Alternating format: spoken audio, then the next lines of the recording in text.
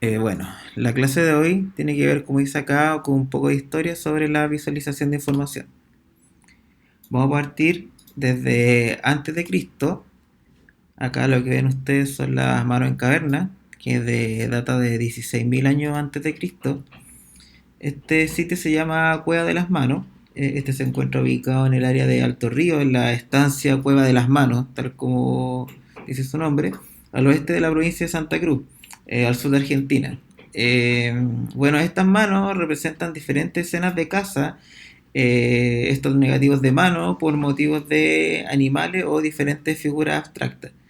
Aquí podemos ver otro dibujo que son representativos de los que se hacía en este lugar. Es muy conocido este, se encuentra, como les digo, al sur de Argentina y dicen que son como uno de los más antiguos a nivel histórico. Este otro tiene que ver con los primeros colonos que tuvieron que hacer frecuentes viajes entre más de 1100 islas repartidas a lo largo de 29 atolones de coral. Estos personajes no tenían equipos de navegación como los que tenemos hoy en día, como brújula y sextante, pero sí tenían un conocimiento vasto y muy detallado del mar, las olas, los vientos y las corrientes, que utilizaron para desarrollar a fin de cuentas este sencillo pero sofisticado sistema de navegación, compuesto por palos y conchas. Acá ven, si se fijan, cuáles son todas estas islas de los 29 atolones. Y acá encontré esta imagen que se puede ver de mejor manera este diagrama o mapa, si lo queremos llamar así, que por ejemplo los palos curvos muestran dónde son desviadas las marejadas por una isla, las tiras cortas y rectas indican de alguna manera las corrientes cerca de la isla, las tiras más largas que cruzan esto indican la dirección en que se encuentra la isla, y las pequeñas conchitas que ven acá al final son las que representan las propias islas. Son conchas de Caurí. Estos calendarios lunares vienen de Dordoña, datan de 32.000 años antes de Cristo. En el abrigo de Blanchard se encontró este omóplato con 69 marcas de tendencia circular y que hay que interpretarla de alguna manera como las diferentes fases lunares. Los niveles arqueológicos en el que se recuperó este calendario lunar corresponden a los inicios del Paleolítico. La datación, como les digo acá, es de casi 30.000, 32.000 años antes de Cristo. Este es conocido como el mapa más antiguo del mundo, a diferencia de los otros, que data de 8.000 a 6.000 años antes de Cristo. Hasta enero del año 2014 se pensaba que este mural representaba la piel de un leopardo, esto que ven acá abajo. Pero según estudios realizados en la Universidad de California y en Los Ángeles, la Universidad UCLA, este mapa al final representaba un conjunto urbano, y esto pueden ser cuadras, organizado y planificado a vista de vuelo de pájaro. Y con el volcán, el Hasandagi acá atrás. Está situado a 130 kilómetros al noreste de Catalhoyuco y se ve una fuerte erupción de fondo. Se plantea que a lo mejor este mapa representó alguna catástrofe o algo que pasó en aquella ciudad. Bueno, luego de eso, algo más conocido, existe lo que es la escritura cuneiforme, que son caracteres y palabras con formas de cuñas y clavos y que para trasladarla o traspasarla a la arcilla, esta era húmeda y se utilizaban diferentes cañas biseladas en forma de cuña. Este es uno de los más antiguos sistemas de escritura. Más el de recién hablábamos de mapa, este es del sistema de escritura más antiguo, conocido hasta la fecha, que data de 4.000 a 3.000 años antes de Cristo.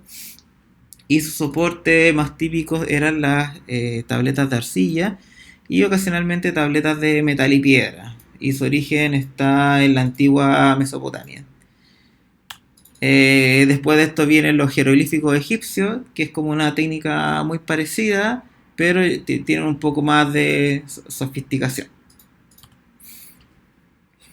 Este mapa Nippur, que ven acá, se trata de un ejemplar de 21 por 18 centímetros y que representa la ciudad de Nippur, una antigua ciudad sumeria.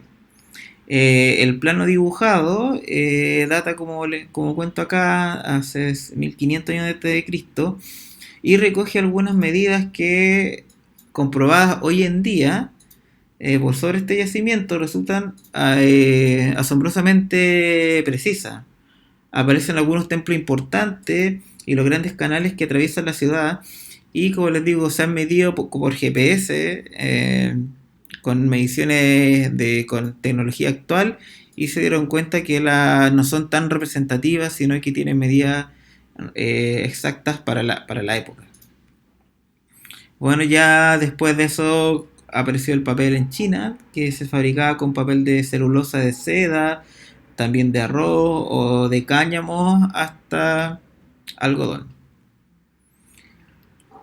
Bueno, esta es la columna de Trajano, ya 104 años antes de Cristo. Esta es un poco diferente a la otra porque habla como de un obelisco, que es un monumento conmemorativo levantado en Roma por orden del emperador Trajano. Y en el interior de esta hay una escalera caracol que tiene 185 peldaños y que permite subir al acceso de una plataforma mirador de estado superior. Aquí viene esta foto.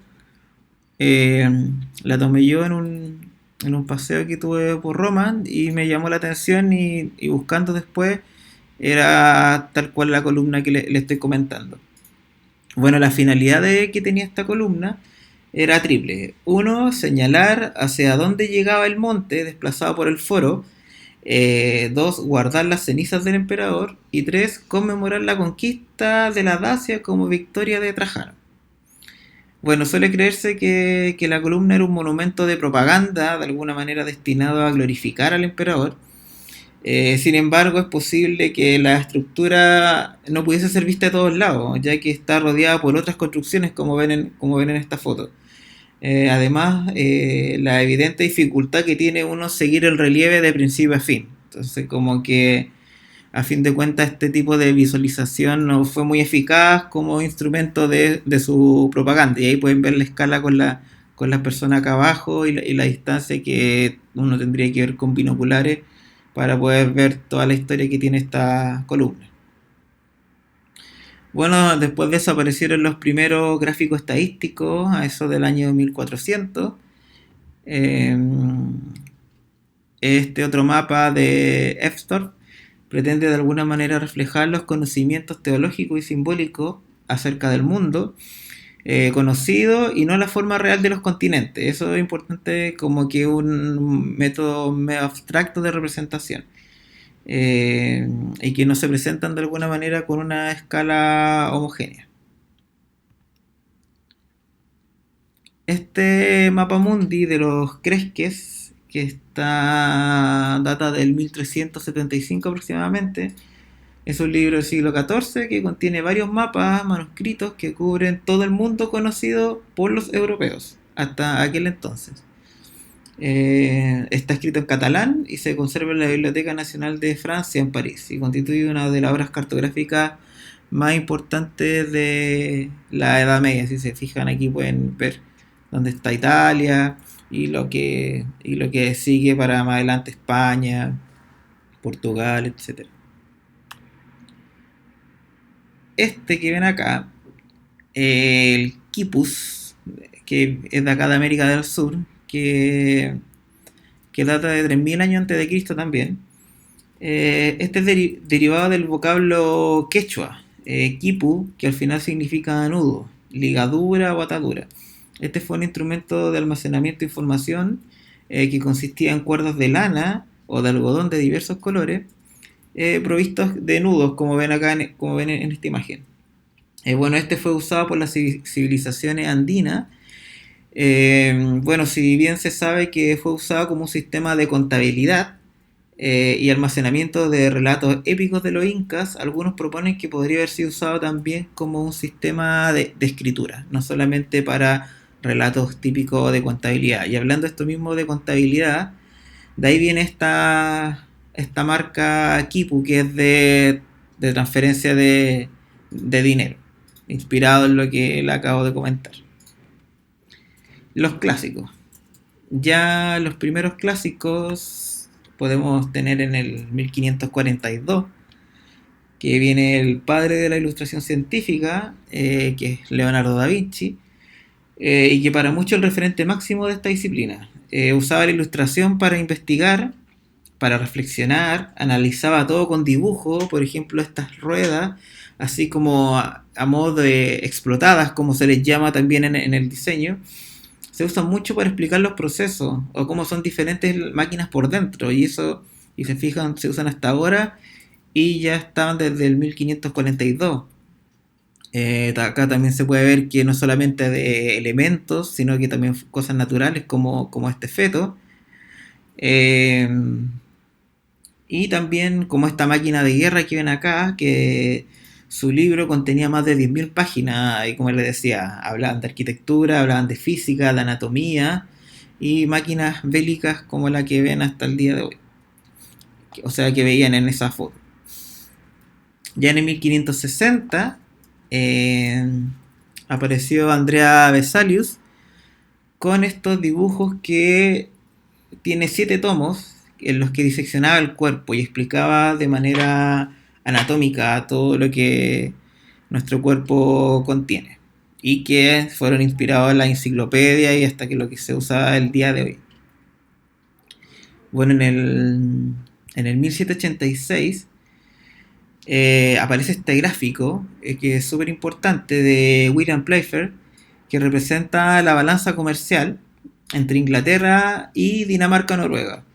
Y que por otra parte, en esta da claramente los gráficos no eran digitales, si bien acá son trazos totalmente a mano.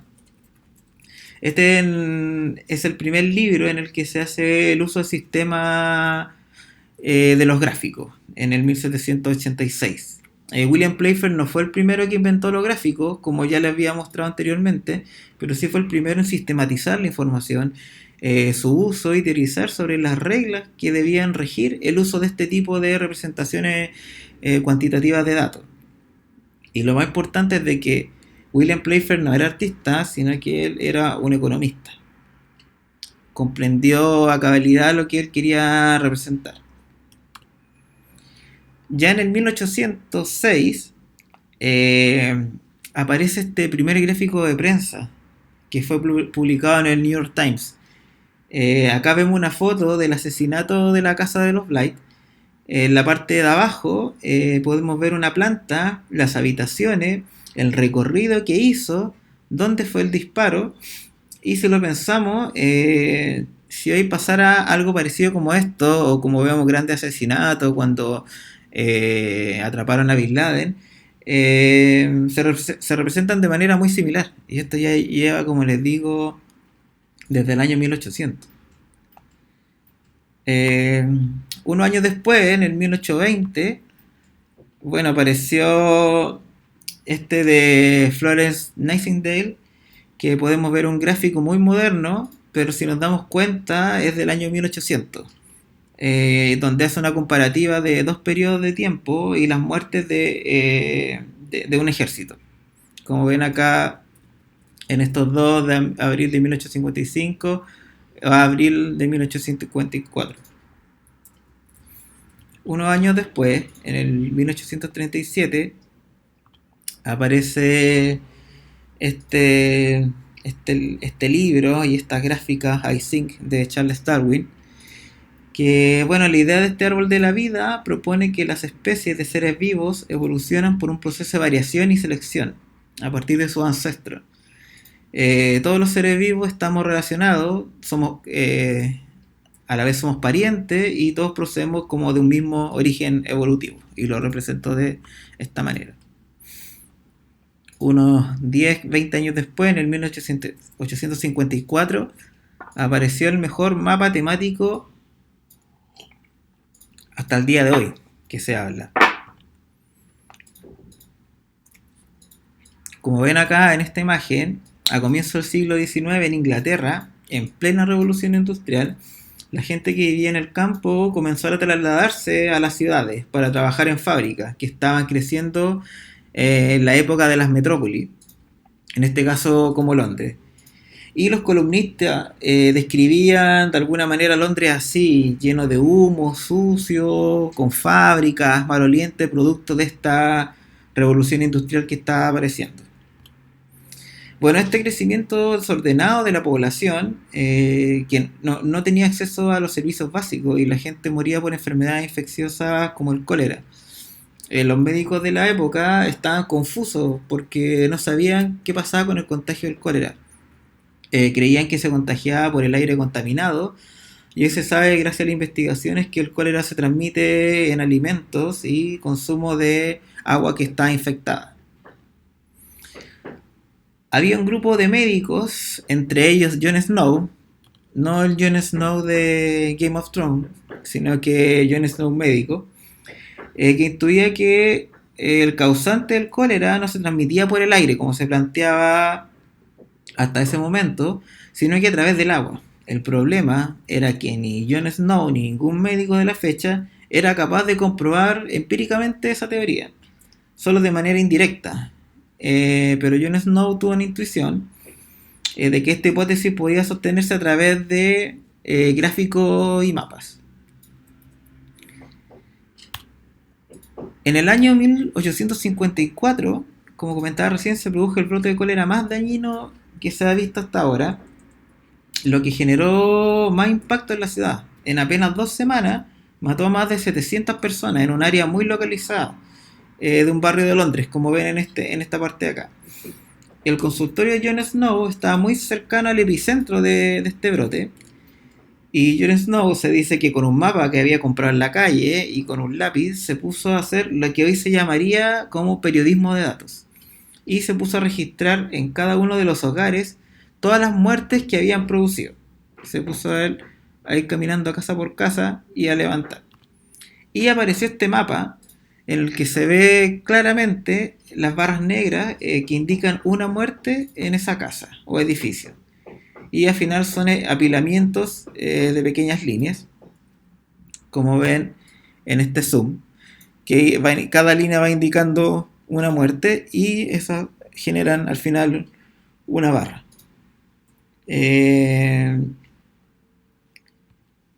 La genialidad que tuvo Jon Snow con este gráfico no fue solamente que se revelara el patrón de las enfermedades, sino que también registró la ubicación de las bombas de agua, como ven acá una, y que específicamente el pozo, que tiene más barras, fue el que mató más personas a su alrededor.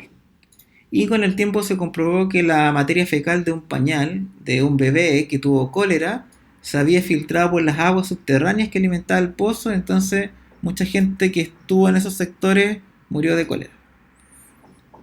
Aquí ven otro mapa más actualizado del diseño de Jon Snow para que vean como el contraste. Acá un zoom para que vean de qué es lo que les estaba contando. Ya en 1864 aparece este gráfico de artista Charles Joseph Minard, que trabajó con los mapas de flujo. No fue el primero que hizo los mapas de flujo, pero fue el que más los trabajó. Acá en este ejemplo el mapa de exportación del vino en el mundo, o sea, como que trabajó los espesores de línea como cantidad exportada a cada país. Y en verdad es muy simple de usar y se entiende perfectamente lo que quiere plantear y las dimensiones. Bueno, en el 1867 apareció otro de los gráficos más importantes, que fue también de Minard, que habla de la campaña de Napoleón en Rusia. Y que es uno de los más famosos y que lo muestran en todas partes. Y que partió como ven acá, con 400.000 hombres. Y bueno, por el frío, la enfermedad o ataques de los rusos fueron muriendo. Fue una campaña desastrosa que luego de llegar a Moscú, como ven acá, tuvo que volver y al final llegaron como 15.000 o 10.000 hombres de los que 400.000 que tenían. Además, otro gráfico abajo compara las temperaturas que habían y que se pueden ver que eran altas, y además que cuando cruzaban los ríos era donde más hombres morían. Como acá ven en estos gráficos de acá, los cruces de río eran los que afectaban. Y como ven, es un gráfico para la época, parece muy moderno, y que este estilo sigue siendo usado hasta la actualidad, y que es muy simple, y que la idea de que un gráfico pueda servir para esto, para hacer como un relato. Fritz Kahn, un alemán, que es como una mezcla entre Dalí y Duchamp, muestra este gráfico que es cómo funciona el cuerpo de una manera ya más pictórica. Este otro también de Fritz Kahn, que según una teoría nosotros venimos de los peces y conservamos algunos de sus órganos y él los compara. O este otro gráfico también súper pictórico que muestra lo que crece el pelo a la persona en un día, que son aproximadamente como 30 metros, y lo colocó como si fuera un solo pelo. Ya en el 1929, Otto Neurath, alemán, diseña los isotipos, crea un lenguaje nuevo para la época. Los isotipos funcionan como iconos simplificados, que todo el mundo puede entender. Se simplifica un poco el gráfico, su mensaje como este son los autos fabricados y la cantidad empleados. Además de sus iconos, compara América y Europa y de manera pictográfica con sus edificios. Y ahí ven de alguna manera la efectividad de uno o el otro. Este es otro de Otto Neurath que muestra cómo se contagia la tuberculosis, que es algo muy simple y que hasta el día de hoy se siguen usando gráficos como eso para mostrar los contagios como el coronavirus. En el 1933 existió este mapa de Londres que hablaba sobre el metro y las líneas de ferrocarril, y que eran representaciones realistas. Las formas y las proporciones de estas líneas representan en el mapa que trataban de emular las dimensiones reales a escala, como un plano. El problema que tenía es que, por ejemplo, en el centro, al estar todo tan junto, se volvía un poco caótico y confuso de poder distinguir cuál era cuál estación. Y hubo una persona que tuvo la intuición genial, como la de George Snow en su tiempo, de que tal vez los mapas deberían ser creados de una manera diferente. Y la consecuencia de este mapa fue el mapa de Londres de 1933, que es el que ven acá, que en este mapa todas las líneas son rectas, son verticales u horizontales hasta en 45 grados, y la distancia entre las estaciones no es realmente una distancia proporcional con la realidad. Este mapa no es realmente un mapa como tal, sino que es un diagrama de conexiones. Ya cambiamos la manera de ver el mapa, sino que ahora se le plantea como un diagrama de conexiones o nodos. La persona que creó este mapa es Henry Charles Beck, como ven acá abajo, y fue un ingeniero electrónico. Beck lo diseñó durante su tiempo libre y se convirtió al final de uno de los diseños gráficos más influyentes hasta la época. Viendo este mapa, si a un usuario del metro no le interesa la distancia entre un punto I y otro, no le interesa cuál es la forma de la estación, entonces él pensó, ya, si vamos a preocuparnos de la función solamente de este mapa, que es llevar de una estación a esta otra estación a la persona, y el usuario necesita saber de dónde vengo y a dónde voy, si hay alguna parte del metro que tengo que cambiar de línea, etc. Y hago la forma del gráfico que debe depender de la función que tenga el gráfico. O sea, lo que hizo fue eliminar todos los detalles que no tenían nada que ver con esa función. Eliminó las formas reales que tenía, eliminó las distancias reales que tenían entre las líneas, e hizo este mapa abstracto, pero efectivo y eficiente a la hora de ayudarnos a navegar en la red de metro. Aparte tiene la virtud de ser escalable, o sea, si inserto una estación entre medio de estas dos, Solo tengo que correr la estación hacia un lado y listo, fácilmente se actualiza y no se cambian las proporciones. Y todos seguimos entendiendo este diagrama o este plano de metro que se usa hasta el día de hoy. Bueno, al final, como ven, este es el que existe hoy en día, cómo ha ido creciendo, se ha ido complejizando y todavía sigue manteniéndose lo mismo que fue hace más de casi 100 años atrás. Ya en la época contemporánea encontramos las cartas Gantt, como ven acá, el sociograma, que es una técnica para obtener una radiografía grupal, o sea, que busca obtener de manera gráfica, mediante la observación y contextualización, las distintas relaciones entre sujetos que conforman un grupo, poniendo así de manifiesto los lazos de influencia que tienen y de preferencia cuáles existen en el mismo. Eh, Luego aparece la teoría de la información, que es una rama de la teoría de la probabilidad y de las ciencias de la computación, que estudia la información y todo lo relacionado con ella. Canales, comprensión de datos, criptografía, entre otros. Bueno, el explorador de data es el tratamiento estadístico al que se someten muestras recogidas durante un proceso de investigación de cualquier campo científico. Para mayor rapidez y precisión, todo proceso suele realizarse por medio informático y con aplicación específica para el tratamiento estadístico. Y estos son como los primeros que empezaron a aparecer. Eh, bueno, Jacques Bertin, en un libro que habla de la semiología gráfica, muestra este como manual o de alguna manera descripción de todas las cosas que tiene un plano. Ya se lo había contado la otra vez, que hablaba sobre la forma, sobre las proporciones, la valorización, el grano, el color, la orientación, y estos se encuentran en un plano X, y que puede ser también Z, ¿por qué no? Las caras de Chernoff, de Hernán Chernoff en el 23, utiliza los datos multivariados en la forma de un rostro humano. O sea, las partes individuales, tales como los ojos, oídos, boca y nariz, representan los valores de variadas partes de la forma que tiene el cuerpo. Y aquí ven como tamaño, ubicación, orientación, como todas las variables que esta puede tener. Se hizo muy famoso este dibujo, que pensaban que hablando de un retrato hablado que llegaba a ser básico, pero era porque habían aplicado la técnica de las caras de Chernoff. De coordenadas paralelas, que se usa mucho hoy en día para la visualización de data, es del año 81. De los Streamap, que ya los conocemos.